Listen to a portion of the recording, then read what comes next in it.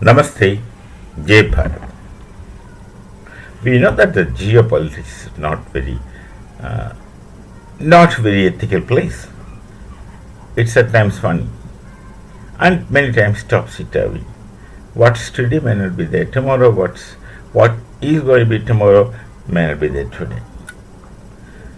When President Trump came, he made a lot of promises before elections also and even after elections also. And if you make an inventory of the kinds of promises that he had fulfilled and the kinds of promises that he had overlooked, is history in front of you. When the Bharat-Pakistan skirmish began, it short-lived 4 days. Initially, there were big talk from the sides of US, Trump especially. He says that it's their business. We have nothing to do with it. It's for them to deal with and finish one another, finalize one another, not finish one another, finalize one another. But then suddenly, President Trump had to make a U-turn. Initially, of course, people didn't know for Bharat. We knew what it was, but common people did not know why it all happened. Suddenly, Trump takes such initiative, and then he calls Pakistan, he calls Bharat, and then he is telling, let's stop the war. Then he goes about declaring that he had stopped the war, which is not really the case, which is false. Subsequently, I admit that I had not intervened to stop the war. Actually, what happened is that they asked Pakistan went to US and said certain things, and then they wanted to get rid of this war at that time because they hit the bedrock. That's the right word. They really hit the bedrock in no time, and then they called us. And then we said, okay, let the concerned people, army fellow from Pakistan call us, then we'll deal with it. Then that thing happened, then we paused. From our side, we paused the war, post Operation Sindhu. Not that we have stopped it. The reason is, of course, now known to the people that the stockpile is a nuclear stockpile which are there in Pakistan for at least 4 or 5 places, or maybe more than 5, 6 or something like that, places, were threatened by the Operation Sindhu, were threatened very badly by Operation Sindhu. Not that we were destroying the arsenal, but we have demonstrated our ability to strike without really striking the nuclear arsenal. That was more than sufficient for people to understand. And then why US was suddenly moved and why US took all that interest is not for any philanthropic concept of mankind, but it's for the fact that these stockpiles are actually kept there by the US themselves. It's theirs. It's kept by them there. It's protected by them there, and is maintained by them there. Pakistan has nothing to do with this except to say that this is there in our place. It's there in our place.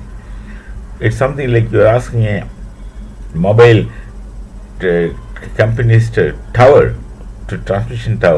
You permit that to operate from your locality, your area, and then claim that this is mine. Precisely, this is what Pakistan have been doing. They have nothing to do with it. They are a society which is incapable of even making needles, pins and needles. They don't make. Forget about something sophisticated. This manner. So this thing happened. Then suddenly U-turn. Then Trump tweets that he had made us to end the war. Of course, that later we had to say that no, it's not he. It's not he. We have not even stopped Operation Sindhu.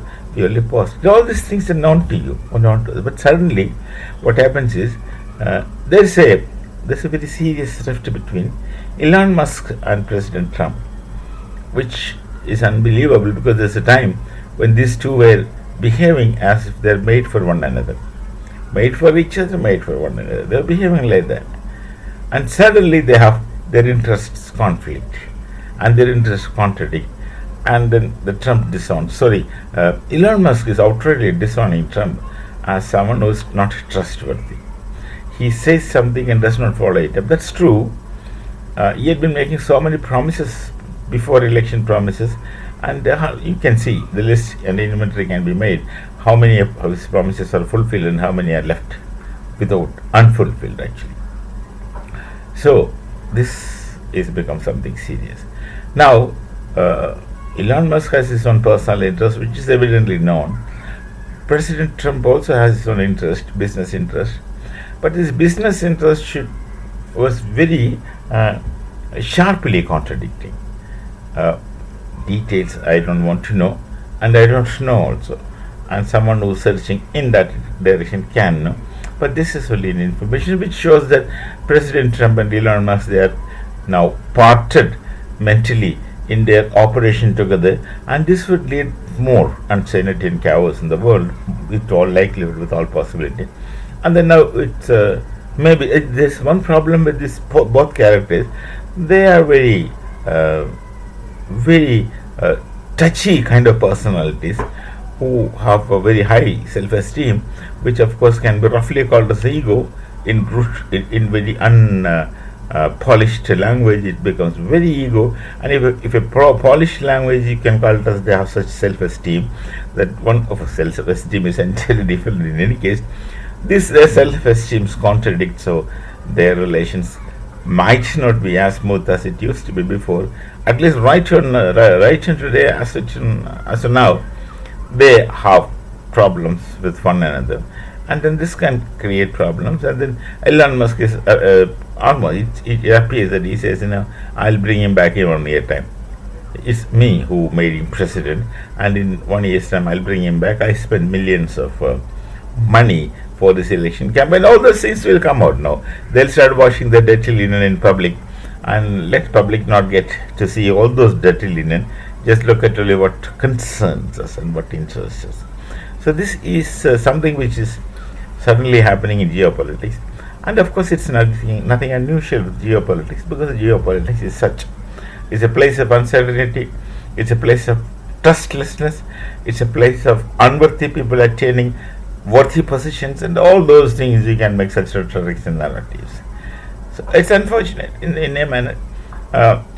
Not good for the world. Not good for the world. We shall meet again with some other thought. Till then, Namaste. Jai Bharat, Jai Sri Ram.